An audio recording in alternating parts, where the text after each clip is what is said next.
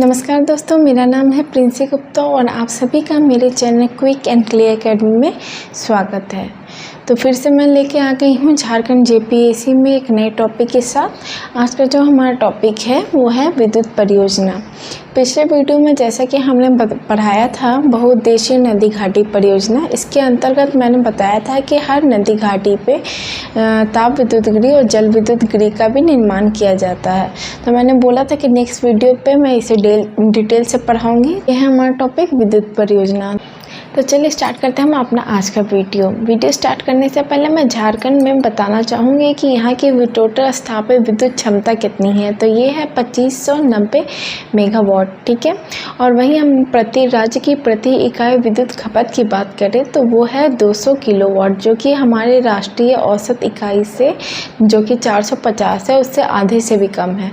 तो इससे हम ये कह सकते हैं कि राज्य में विद्युत खपत इकाई और उसके साथ साथ विद्युत क्षमता दोनों बढ़ाए जाने की आवश्यकता है, ठीक है। तो हम विद्युत परियोजना के तहत दो विद्युत परियोजनाएं जो सरकार के द्वारा झारखंड सरकार के द्वारा जो चलाई जा रही हैं, पहला है ताप विद्युत परियोजना और दूसरा है जल विद्युत परियोजना, ठीक है। तो हम स्टार्ट करते हैं ताप विद्युत परियोजना से। अगर हम दोनों में अंतर की बात करें तो ताप विद्युत परियोजना के द्वारा जितनी भी विद्युत उत्पादन किया जाता है वो जल विद्युत परियोजना के कंपैरिजन में ज़्यादा होती है, ठीक है। उसके अलावा इसका ट्रांसमिशन भी, जो विद्युत उत्पादन जो होता है उसका ट्रांसमिशन करना भी बहुत आसान होता है। ऐसा क्यों होता है? क्योंकि झारखंड की ऊबड़ खाबड़ ज़मीन के कारण इसका ट्रांसमिशन करना क्या होता है, बहुत ही आसान होता है। तो चलिए स्टार्ट करते हैं हम ताप विद्युत परियोजना में। पहला है बोकारो ताप विद्युत गृह का। इसकी स्थापना 1953 में हुई थी। ये दामोदर नदी घाटी निगम के द्वारा इसकी स्थापना की गई थी। और ये किस नदी पे है? तो ये बोकारो नदी है जो कि दामोदर नदी की सहायक नदी है, ठीक है। अब इसकी क्षमता की बात की जाए तो इसकी क्षमता है 830 मेगावाट, ठीक है। इसकी क्षमता कितना है? 830 मेगावाट, ठीक है। ये हम बोकारो के बारे में बात कर लिए, बोकारो ताप विद्युत गृह। उसके बाद हम सेकंड पढ़ेंगे वो है चंद्रपुरा ताप विद्युत गृह, ठीक है। इसकी स्थापना किस साल में हुई थी? इसकी स्थापना हुई थी 1965 में। और किसके द्वारा? ये भी दामोदर घाटी निगम के द्वारा इसकी स्थापना की गई थी। और इसकी अगर हम जिला की बात करें तो ये किस जिला में है? तो ये है बोकारो जिला में है स्थित। उसके अलावा इसकी क्षमता की बात की जाए तो इसकी क्षमता है 780 मेगावाट, ठीक है। मैंने बताया इसकी क्षमता कितना है? इसकी क्षमता है 780 मेगावाट, ठीक है। अब हम तीसरा पढ़ेंगे वो है हमारा क्या? पतरातू ताप विद्युत गृह, ठीक है। तो ये देश के महत्वपूर्ण ताप विद्युत गृहों में से एक है। इसकी क्षमता की बात करें तो इसकी क्षमता है 840 मेगावाट। जिला की बात करें तो किस जिले में है? तो ये है रामगढ़ जिले में है। और इसकी स्थापना की बात करें तो वर्ष 1973 में पूर्व सोवियत संघ के द्वारा चौथी पंचवर्षीय योजना के तहत इसकी स्थापना की गई थी, ठीक है। और इसका मैंने बता दिया कि इसकी विद्युत क्षमता कितना है। इसकी विद्युत क्षमता है 840 मेगावाट, ठीक है। पतरातू ताप विद्युत गृह से जुड़ा हुआ एक और बात है कि इसके द्वारा जो रांची हटिया में HEC मौजूद है उसकी विद्युत आपूर्ति इसी पतरातू ताप विद्युत गृह के द्वारा की जाती है। अब हम लास्ट पढ़ेंगे ताप विद्युत परियोजना में, वो है तेनूघाट ताप विद्युत परियोजना, ठीक है। तो तेनूघाट ताप विद्युत परियोजना की स्थापना वर्ष 1990 में की गई थी, यानी 1990 में की गई थी। और ये कहाँ है? ये रांची में तेनूघाट के निकट लालपनिया नामक एक स्थान है, वहाँ पर ये स्थित है। तो फ्रेंड हमने ये पढ़ लिया ताप विद्युत गृह में 4 परियोजनाएं, बहुत ही आसान है। बोकारो है, चंद्रपुरा है, पतरातू है और तेनूघाट है। सबका हम क्या क्या पढ़ेंगे? ईयर पढ़ेंगे, उसके बाद इसका क्षमता पढ़ेंगे और किस जिले में स्थित है वो पढ़ लेंगे, ठीक है। अब हम पढ़ेंगे जल विद्युत परियोजना। जल विद्युत परियोजना के तहत हम सबसे पहले पढ़ेंगे तिलैया जल विद्युत गृह के बारे में। तो हम यहाँ पे हम देख सकते हैं तिलैया है, मैथन है, बाल पहाड़ी है।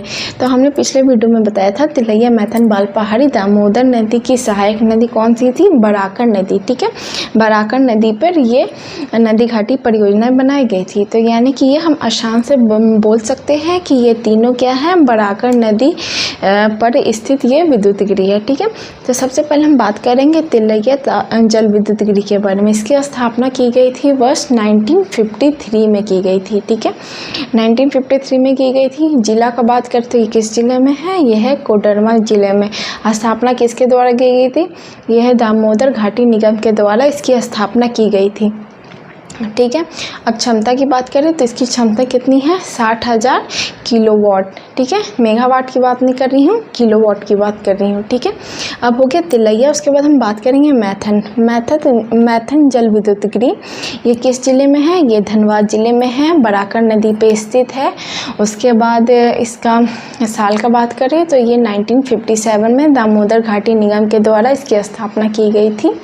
और इससे जुड़ा एक फैक्ट ये है कि गैस टरबाइन पे आधारित ये झारखंड का एकमात्र जल विद्युत गृह है। ठीक है, मैथन के बाद मैथन का हम क्षमता भी बता देंगे कि विद्युत क्षमता कितना है। तो तिलैया का जितना है 60,000 किलोवाट, उतना ही मैथन का भी है 60,000 किलोवाट इसका विद्युत क्षमता है। ठीक है, अब हम बराकर नदी पे जो तीसरा जल विद्युत गृह है वो क्या है? बाल पहाड़ी। पहाड़ी किस जिले में है? बाल पहाड़ी जल विद्युत गृह है गिरिडीह जिले में। और इसकी क्षमता की बात करें तो 20,000 किलोवाट इसकी विद्युत क्षमता है। ठीक है, अब हम दूसरा पढ़ेंगे जो दामोदर नदी पर स्थित है जल विद्युत गृह। वो कौन कौन सा है? एक पंचेत है और दूसरा है अय्यर। ठीक है, तो ये पंचेत जल विद्युत गृह इसकी स्थापना दामोदर घाटी निगम के द्वारा वर्ष 1959 में की गई थी। और जिला की बात करें तो ये जिला धनबाद और उसके साथ साथ पुरुलिया जो कि पश्चिम बंगाल का जिला है उनके सीमा पर ये मौजूद है। ठीक है, इसकी क्षमता की बात करें तो इसकी क्षमता विद्युत क्षमता है 40,000 किलोवाट। ठीक है, तो हमने पंचेत के बारे में बता दिया। अब उसके बाद है अय्यर। ठीक है, अय्यर जल विद्युत गृह है, इसकी स्थापना दामोदर नदी घाटी के द्वारा की गई थी। किस नदी पे है? दामोदर नदी पे ही है। इसकी क्षमता की बात करें तो इसकी क्षमता है 45,000 किलोवाट इसकी क्षमता है। अब हम पढ़ेंगे तीसरा है वो है इसका कोनार जल विद्युत गृह। ठीक है, तो ये किस जिले में है? ये हजारीबाग जिले में है। इसकी विद्युत क्षमता की बात करें तो इसकी विद्युत क्षमता है 40,000 किलोवाट। उसके अलावा ये किस जिले में है? तो ये है हजारीबाग जिले में स्थित है। ठीक है, और कोनार जल विद्युत गृह से ये भी क्वेश्चन आता है कि ये किस नदी पे है? तो ये किस नदी पे है?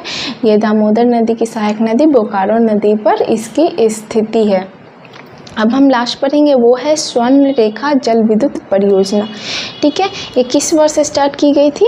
ये स्वर्ण रेखा जल विद्युत परियोजना स्टार्ट की गई थी वर्ष 90 में की गई थी। ठीक है, और इससे जुड़ा है कि ये किस जिले में है? रांची के ओरमांझी प्रखंड में स्थित है। इसके परियोजना के तहत क्या होता है कि हुंडरू जलप्रपात से 120 मेगावाट जल विद्युत का उत्पादन होता है। ठीक है, मैंने कोनार जल विद्युत परियोजना से जुड़ा एक मैंने साल नहीं बताया था। ये साल 1955 में इसकी स्थापना की गई थी। ठीक है, तो ये था आज का हमारा वीडियो जिसमें हमने विद्युत परियोजना के तहत ताप विद्युत परियोजना और जल विद्युत परियोजना का अध्ययन किया। तो दोस्तों, अगर मेरा वीडियो आपको पसंद आ रहा है तो प्लीज़ इसे सब्सक्राइब करें और ज़्यादा से ज़्यादा इसे शेयर करें और लाइक करना बिल्कुल ना भूलें। मैं मिलती हूँ नेक्स्ट वीडियो में नए टॉपिक के साथ। नमस्कार।